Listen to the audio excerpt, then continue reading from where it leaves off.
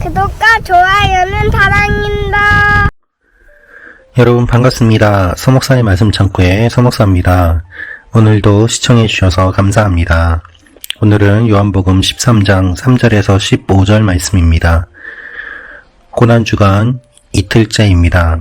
예수님께서는 제자들에게 자신이 발을 씻겨주시는 모습을 통하여서 제자들도 사람들의 발을 서로 씻겨줄 것을 가르쳐 주십니다. 우리가 잘 알고 있는 예수님께서 발을 씻겨주시는 이 내용이 어떠한 마음으로 또한 어떤 의미로 우리에게 다가오는지 오늘 말씀을 통하여서 묵상하기를 원합니다. 3절부터 말씀입니다.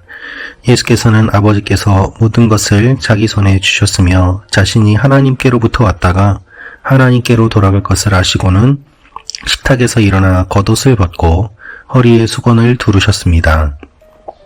3절을 보면 예수님께서는 이것을 아셨다라고 기록되어 있습니다. 무엇을 아셨습니까? 아버지께서 모든 것을 자기 손에 주셨다는 것을 아셨습니다.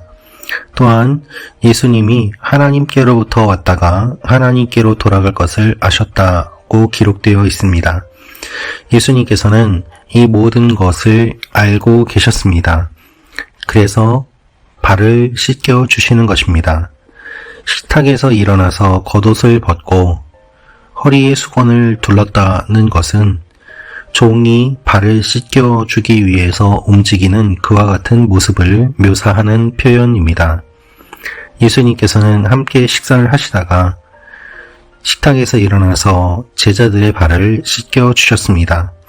제자들이 보기에는 이 모든 일들이 갑자기 일어난 것처럼 보입니다. 그러나 주님께서는 모든 것을 알고서 하시는 것입니다. 이것이 주님과 우리와의 차이입니다. 하나님께서는 모든 것을 알고 계시고 하나님께서는 모든 것을 계획하시고 하나님의 의도는 변함이 없고 틀림이 없습니다. 그런데 우리는 그것을 모르기 때문에 갑자기 일어나는 것처럼 보이고 또한 이것이 돌발 행동인 것처럼 여겨지는 것입니다. 당황할 수밖에 없습니다. 그래서 제자들도 그러한 마음으로 예수님께서 하시는 일들을 바라보았고 특별히 그 중에서 베드로는 예수님을 제지합니다. 6절 말씀입니다.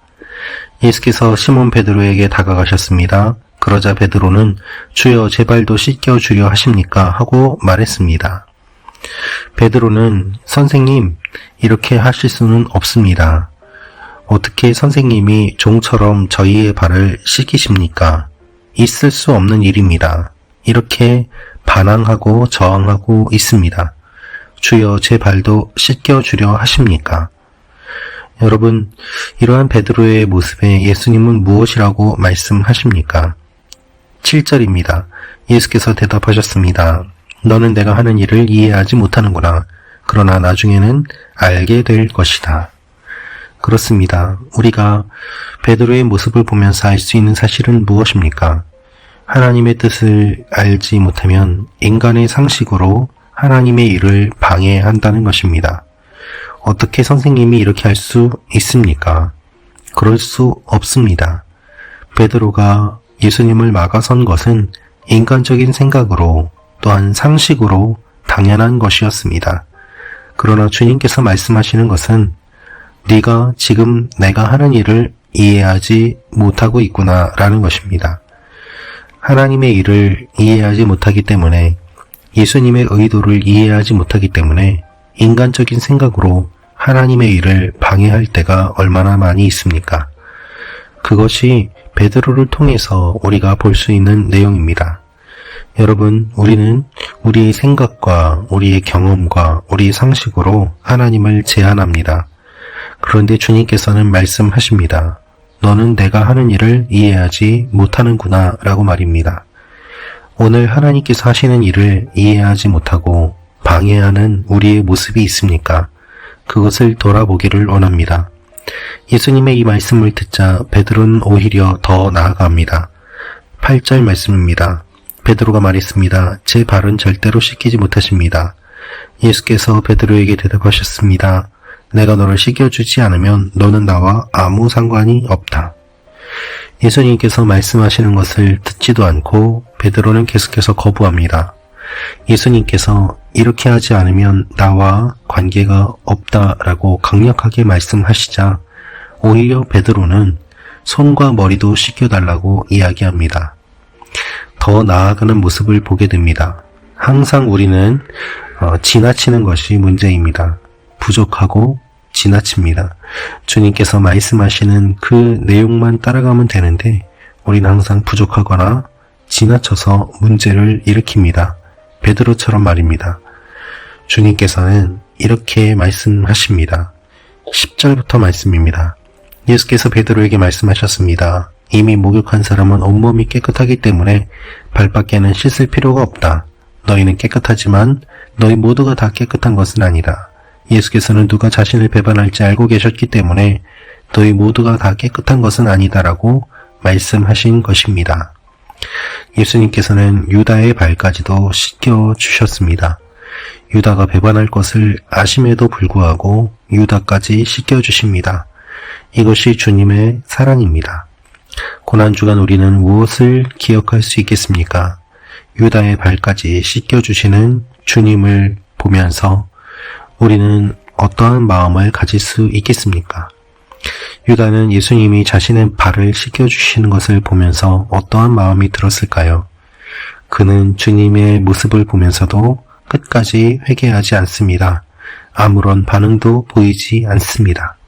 죄를 지어서 마음이 강팍해진 사람의 모습입니다. 오히려 베드로는 예수님을 말리고 또한 예수님과 대화하지만 유다는 아무런 말도 못하는 것을 보게 됩니다. 예수님은 이렇게 말씀하십니다. 14절, 15절 말씀입니다. 주이며 선생님인 내가 너희 발을 씻겨 주었으니 너희도 서로 남의 발을 씻겨 주어야 한다. 내가 너희에게 행한 대로 너희도 행하게 하기 위해 내가 본을 보여주었다. 십자가를 앞두시고 주님께서 발을 씻겨주신 이유는 무엇입니까? 이것을 가르쳐주기 위함이다 라고 말씀하십니다. 너희도 이렇게 서로 발을 씻겨주라는 것입니다. 이것이 죽음을 앞두신 주님의 마지막 가르침이었습니다. 여러분, 우리는 무엇을 해야 되겠습니까? 주님의 많은 가르침이 있을 수 있지만 결국 주님께서 원하시는 것은 서로 사랑하라는 것입니다. 서로 사랑하라. 이것이 우리에게 주어진 사명입니다.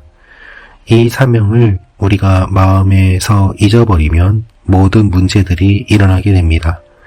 오늘도 주님의 마음을 기억하고 주님의 말씀대로 서로 사랑하며 나아가는 여러분과 제가 되기를 원합니다. 말씀 찾고 가정 여러분 한 분 한 분이 서로 사랑하고 여러분이 계시는 곳에서 사랑을 전하는 오늘 하루가 되시기를 기도합니다. 기도하겠습니다. 아버지 하나님, 우리가 주님의 뜻을 잘 몰라서 주님의 일을 방해하고 거부하는 그러한 일들이 일어납니다. 주여 우리를 불쌍히 여겨 주옵소서. 주님께서 우리의 발을 씻겨주신 것처럼 우리도 서로의 발을 씻겨주는 하나님의 사람들이 되게 하여 주옵소서. 예수님의 이름으로 기도합니다. 아멘.